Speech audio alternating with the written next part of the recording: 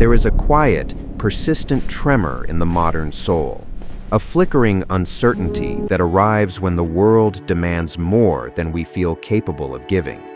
We often mistake this for a failure of will, as if strength were a muscle that simply forgot how to flex.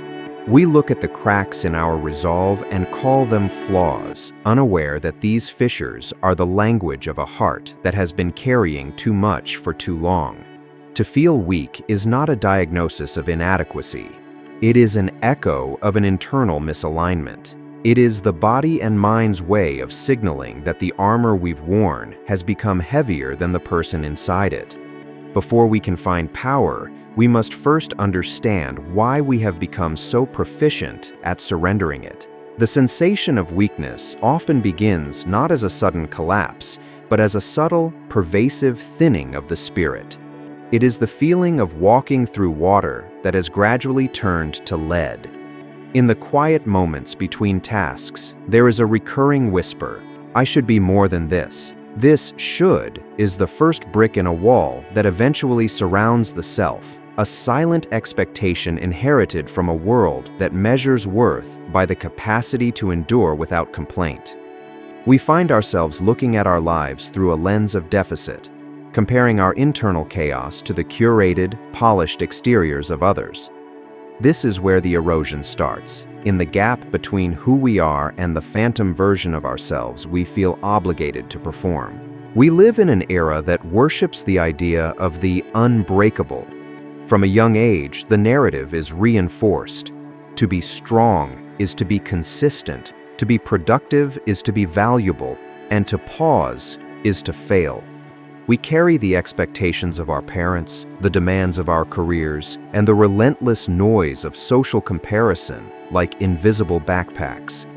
At first, the weight is manageable. We adjust our posture, we tighten our grip, and we move forward. But expectations are not static. They accumulate. Every time we say yes, when our bodies are screaming no, we add another stone.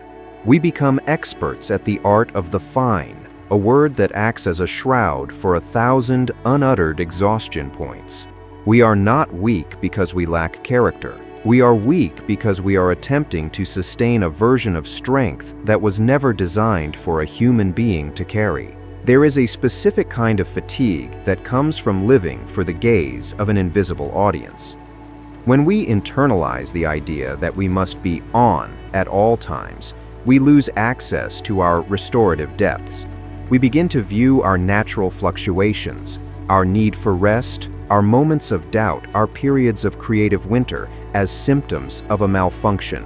We treat our minds like machines that require more fuel rather than gardens that require seasons. This misalignment creates a profound internal friction. It is the friction of a soul trying to fit into a shape that is too small, too rigid, and too cold. This constant pressure to perform the strong self eventually leads to a state of chronic depletion, where even the smallest task feels like a mountain. The tragedy of these unseen expectations is that they are often self-sustaining. We become our own most unforgiving taskmasters. We look in the mirror and see a person who is falling behind, never stopping to ask who set the pace of the race we are running. We feel weak because we are comparing our behind-the-scenes footage to everyone else's highlight reel. We are fighting a war on two fronts, the world's demands and our own self-criticism. In this environment, the ego becomes fragile. It clings to titles, achievements, and the approval of others to prove its vitality. But because these sources of strength are external, they are inherently unstable. They provide a temporary scaffolding, not a foundation. When we finally hit the wall, the world calls it burnout. But on a psychological level, it is something much more profound. It is a hunger strike of the soul. It is the parts of us that have been ignored, the parts that need play, silence, and genuine connection, refusing to cooperate any longer with the narrative of more. This perceived weakness is actually a protest. It is the psyche's way of pulling the emergency brake because the direction we are heading is unsustainable. To understand why we feel weak, we must first look at the heavy, invisible architecture of who we think we ought to be and realize that much of our exhaustion comes from trying to hold up a ceiling that was never meant to be our sky. To understand the fragility of the present, we must look backward into the dim hallways of our earliest memories. We often think of weakness as a contemporary failure, a lack of grit in the face of today's storms. But for many, the foundation of this feeling was laid long before we had the words to describe it. In the psychological landscape, our current weakness is often the fossilized remains of a childhood survival strategy. We are not born feeling inadequate. We learn it in the silence of rooms where our needs went unmet, or in the sharp air of environments where our vulnerability was seen as a liability. Consider the child who learned that to be loved was to be high-achieving, or the one who discovered that their parents' emotional stability depended on their own quietness. In these settings, a specific architecture of the self is built. We learn to suppress the parts of us that are messy, needy, or loud. We build a false self, a rigid, competent exterior designed to navigate the expectations of our caregivers. This facade is a masterpiece of adaptation, but it is built on a hollow core. Because this strength was developed to secure safety rather than to express truth, it remains brittle. As adults, when life demands a deep, authentic resilience, we reach inside and find only these ancient, dusty defenses. We feel weak because we are trying to solve adult problems with the coping mechanisms of a frightened 7-year-old. These ancient shadows manifest as a persistent inner critic that sounds suspiciously like the voices of our past. When we face a challenge and feel a paralyzing sense of inability, it is often not a reflection of our actual skills, but a memory of a time when we were truly powerless.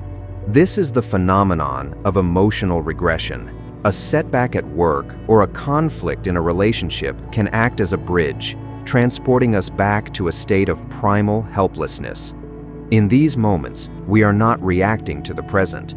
We are re-experiencing the shadow of an old wound. We feel weak because, in that psychological space, we are the child who couldn't change their circumstances. Furthermore, many of us carry the burden of intergenerational fragility. We inherit the unresolved anxieties and the narrowed horizons of those who came before us. If a parent viewed the world as a hostile place where one must always be on guard, that hypervigilance becomes our baseline. Living in a state of constant low-level alarm is exhausting. It burns through our emotional fuel until there is nothing left for actual growth. This inherited weakness is actually a form of loyalty, a subconscious refusal to be more powerful or more free than the people who raised us. We stay small so we don't outgrow the family map, even if that map leads only to a desert. The origins of our perceived weakness are also found in the shame bind. Shame is the ultimate paralytic. Unlike guilt, which says I did something bad, shame says I am bad. When our early environments are saturated with shame, we learn to associate our very existence with failure. We become weak because any attempt at strength feels like an act of fraudulence. We wait for the world to find us out, for the mask to slip and reveal the weak person we believe sits at our center. This belief acts as a self-fulfilling prophecy. We avoid risks, we stay in the shadows, and we shrink our lives to fit our diminished self-image. Understanding these origins is not about casting blame, but about accurate mapping. We cannot renovate a house if we do not understand its blueprint. By identifying the architecture of these ancient shadows, we begin to see that our weakness isn't a character flaw, it's a historical record. It is the body's way of remembering a time when being strong was too dangerous or being vulnerable was too costly. Recognizing this allows for a quiet, compassionate shift. We realize we are not failing at being adults. We are simply still carrying the heavy armor of the children we once were. While the stories of our past provide the narrative, our biology provides the stage. To the person experiencing a sudden loss of will or a persistent fog of inability, Weakness feels like a moral failing. However, if we were to look beneath the skin, we would see a complex biological symphony playing a discordant tune. Our perceived weakness is often the physical manifestation of a nervous system that has lost its rhythm. We are biological organisms before we are psychological ones, and when the brain perceives a threat, whether that threat is a looming deadline or a deep-seated fear of rejection, it prioritizes survival over sophistication. At the heart of this experience is the autonomic nervous system. When we are pushed beyond our window of tolerance, our brain does not ask for permission to shut down. It simply does. This is often experienced as the freeze response. In this state, the body enters a form of metabolic conservation. We feel heavy, lethargic, and unmotivated. We call this laziness or weakness, but neurologically, it is a high arousal state masquerading as low energy. The brain has decided that the environment is too taxing or dangerous, and so it unplugs the prefrontal cortex, the seat of our willpower and logic, to focus on primal defense. You cannot think your way out of a state that your body has entered for survival. This biological shutdown is exacerbated by the modern phenomenon of allostatic load. This is the cumulative wear and tear on the body and brain that results from chronic stress. When we are constantly exposed to micro-stressors, notifications, traffic, social friction, financial anxiety, our system remains in a state of low-grade red alert. This requires a massive amount of glucose and oxygen, effectively draining the batteries of our emotional resilience. By the time we need to tackle a significant challenge, our fuel tank is already empty. We aren't weak. We are simply running on fumes, victims of a biological debt we haven't been allowed to repay. Furthermore, the neurochemistry of weakness is often tied to the dopamine system. Dopamine is the molecule of pursuit and anticipation. When we are trapped in cycles of defeat or chronic disappointment, our brain's reward circuitry can become desensitized. We lose the drive to move forward because the brain no longer believes the effort will result in a positive outcome. This is known as learned helplessness, a state where the neural pathways for agency and action become dormant. The person isn't choosing to be passive. Their brain has statistically calculated that effort is a waste of resources. This creates a feedback loop where the lack of action reinforces the feeling of incapacity. The role of the amygdala also cannot be overlooked. As the brain's alarm center, a hyper-reactive amygdala can keep us in a state of emotional hijacking. In this state, the slightest criticism or setback sends the body into a full-scale stress response. This makes us feel weak because our emotional reactions seem disproportionate to the events occurring. We wonder why we are crying over a broken dish or why a simple email sends our heart racing. The truth is that our alarm is calibrated too high. We are living in a body that believes it is constantly under attack, leaving no energy for the pursuits of a peaceful, strong life. Understanding the neurological pulse of fear transforms the narrative from one of shame to one of management. When we realize that our weakness is often a physiological state, a combination of a blown fuse and a drained battery, we can stop punishing ourselves for our lack of power. We begin to see that the path back to strength is not through more discipline, but through regulation.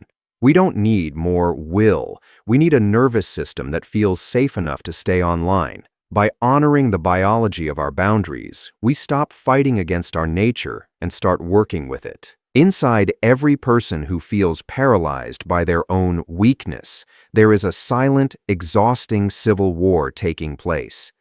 It is a conflict between the part of us that yearns for expansion and the part of us that is terrified of the consequences of that very growth.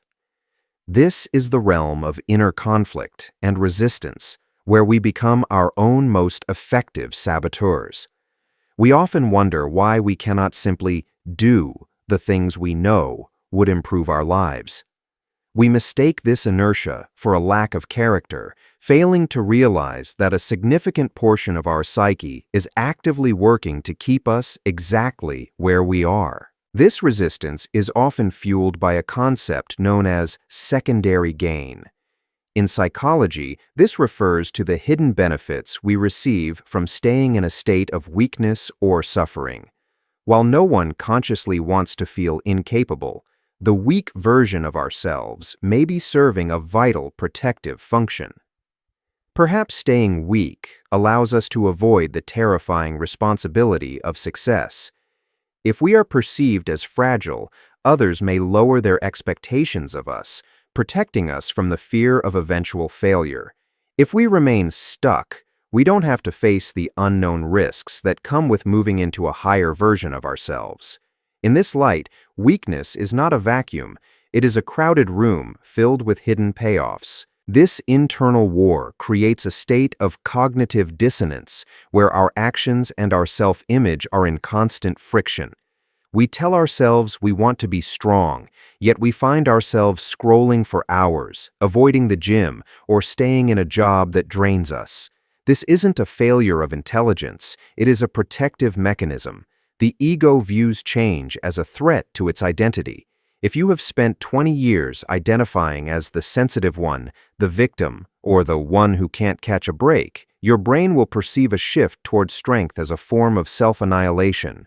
To become strong, you must first kill the version of yourself that survives through weakness, and for many, that is a price too high to pay. Resistance also manifests as procrastination through preparation. We spend years reading books about strength, watching documentaries on resilience, and gathering data, yet we never actually step into the arena. This is a sophisticated form of weakness because it looks like progress. It allows us to feel the intellectual satisfaction of growth without the emotional exposure of change. We stay in the learning phase because as long as we are preparing, we cannot be judged. The moment we act, we are vulnerable to the world's feedback. The weakness here is actually a profound fear of being seen in our imperfection. The exhaustion we feel in this stage is the result of holding two opposing forces in place simultaneously. It is like driving a car with one foot on the gas and the other slammed on the brake. We burn through an incredible amount of psychic energy just maintaining the status quo. This is why doing nothing often feels more tiring than actually working. The inner conflict drains our reserves, leaving us with a sense of heaviness that we then interpret as further proof of our weakness. It is a closed loop of self-depletion. To break this cycle, one must stop viewing resistance as an enemy to be conquered and start viewing it as a voice to be heard. Resistance is usually the part of us that feels the most unsafe. When we stop fighting the weak self and begin to ask it what it is protecting us from, the civil war begins to subside. We realize that we don't need more willpower to overcome ourselves. We need to negotiate a peace treaty between the person we are and the person we are becoming. Only when the brake is released can the energy of the gas actually move us forward. The transformation of the soul does not occur through the force of will, but through the courage of surrender. We often spend our lives trying to fix the parts of ourselves we deem weak, treating our psyche like a broken engine that needs more torque. But there is a profound, quiet turning point that occurs when we stop the repair work and simply sit among the ruins.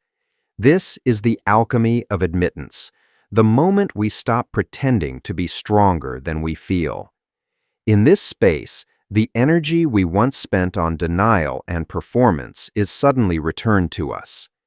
We realize that the most exhausting thing we have ever done is lie to ourselves about our own capacity. Admittance is not a white flag of defeat. It is the arrival of clarity. It is the realization that saying, "I cannot do this," is not a confession of failure, but an accurate observation of the present moment. In the psychological sense, this is the shift from subject to object. Instead of being the weakness, we begin to observe the weakness. We see the fatigue, the fear, and the hesitation as temporary weather patterns passing through the mind, rather than the sky itself. This detachment creates a small vital gap, a sanctuary where the observer is no longer drowned by the observed. It is in this gap that genuine choice is born. This chapter of the journey requires a radical departure from the hustle culture that dominates our modern landscape. It asks us to value honesty over momentum. When we admit our fragility, we stop the internal hemorrhage of energy. We stop the war. There is a physiological relief that accompanies this honesty. The shoulders drop, the breath deepens, and the nervous system finally receives the signal that the emergency of pretending is over. We find that when we stop trying to push the mountain, we have the energy to simply climb it, or to decide that the mountain isn't ours to climb at all. This realization often brings a strange kind of grief. We grieve the strong version of ourselves we thought we had to be. We mourn the years spent in service to a facade. But beneath that grief lies a sturdy, unvarnished reality. By accepting our current limitations, we find our actual baseline.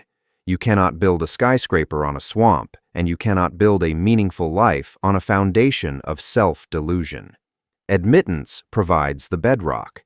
It is only when we admit we are lost that we can finally look at a map with any degree of accuracy. The alchemy of this stage turns the lead of our perceived flaws into the gold of self-knowledge. We begin to see that what we called weakness was often just our humanity asking for a different kind of attention. We learn that we have been using the wrong tools for the job. We were trying to use discipline when we needed nurture. We were trying to use logic when we needed grief. This shift in perspective is the true turning point.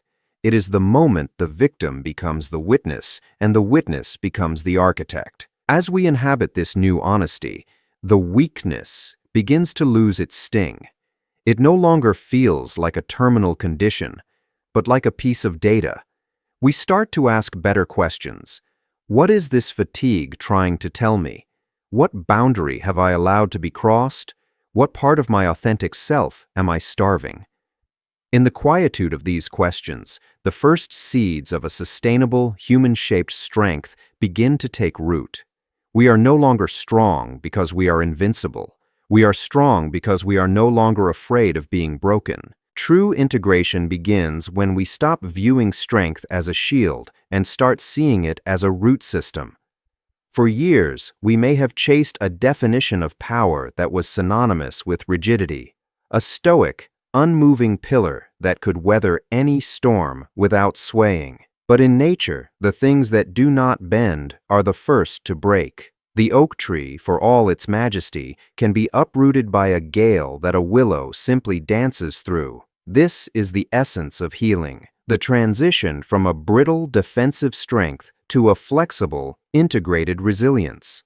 It is the realization that being strong does not mean the absence of struggle, but the capacity to hold that struggle with a steady, compassionate hand. Healing is the process of bringing the weak parts of the self back into the fold. Throughout our lives, we have exiled the parts of us that felt needy, frightened, or overwhelmed. We treated them like unruly children, locking them in the basement of our subconscious so they wouldn't embarrass us in the light of day. But integration requires us to open that door. It asks us to invite those parts to the table, acknowledging that our sensitivity is often the source of our greatest insights, and our exhaustion is the guardian of our boundaries. When we stop fighting ourselves, the energy that was once consumed by internal suppression is finally freed for external creation. We are no longer a house divided. We become a unified front. This stage of the journey is marked by a shift in how we handle our limitations. Instead of punishing ourselves for our low-capacity days, we learn the art of pacing. We begin to understand that a human life has seasons, times for harvest and times for fallow. Integration means honoring the fallow periods without the weight of guilt. It is the wisdom to know that rest is not a reward for strength, but the very soil from which strength grows. By aligning our actions with our actual energy levels, rather than our idealized expectations, we build a life that is sustainable. We stop burning out because we have stopped trying to burn at a temperature that isn't ours. Furthermore, integration changes our relationship with others. When we accept our own humanity, we become less threatened by the humanity of those around us. We no longer need to perform invincibility to feel safe, which allows for genuine connection. There is a specific kind of power in the person who can say, "I am struggling right now, but I am still here." This transparency doesn't repel people, it invites them in. It creates a bridge of shared experience that is far more resilient than any solo achievement. We find that our weakness, when owned and integrated, becomes a point of contact, a way to belong to the world rather than just surviving it. This softness that endures is also reflected in our inner dialogue. The harsh, critical voice of the earlier chapters is gradually replaced by a voice of firm kindness. This is the voice of the wise mentor rather than the drill sergeant.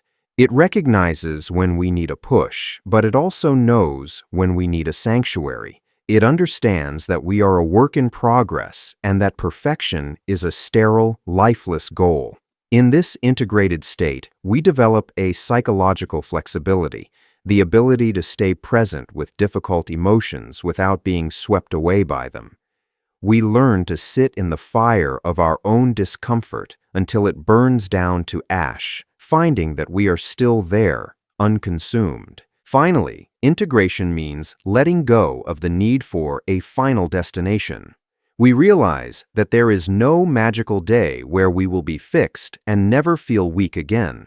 Instead, we find strength in the process itself, in the daily act of showing up, the humble admission of our needs, and the quiet courage to be exactly who we are. We are no longer searching for a version of ourselves that doesn't have cracks. We are admiring the light that shines through them.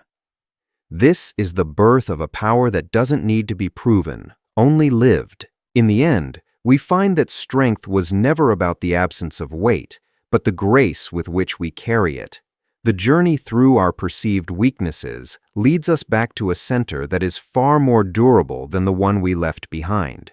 We began this exploration looking for a way to fix ourselves, to excise the fragility and become the unyielding pillars the world demands. But as the dust of that struggle settles, we realize that the most profound human power is not found in the victory over ourselves, but in the quiet, honest reconciliation with our own nature. To be human is to be inherently, beautifully fragile. We are creatures of ebb and flow, of rhythm and rest. The weakness we once feared was merely the echo of our own humanity calling us home. It was the friction of a soul refusing to be commodified, a heart demanding to be felt rather than managed. When we return to center, we stop asking why we are weak and start asking what our life is trying to say through that very softness. We move from a state of doing into a state of being, a presence that is anchored not in what we can achieve, but in the simple, undeniable fact of our existence. This return to center is marked by a deep, resonant silence. The loud, clashing voices of expectation, history, and biology do not necessarily disappear, but they lose their authority. They become like distant traffic heard from a quiet room, present, but no longer disruptive. In this space, we find a second strength. It is the strength of the person who has seen their own darkness and decided to keep walking. It is the resilience of the survivor who no longer feels the need to hide their scars.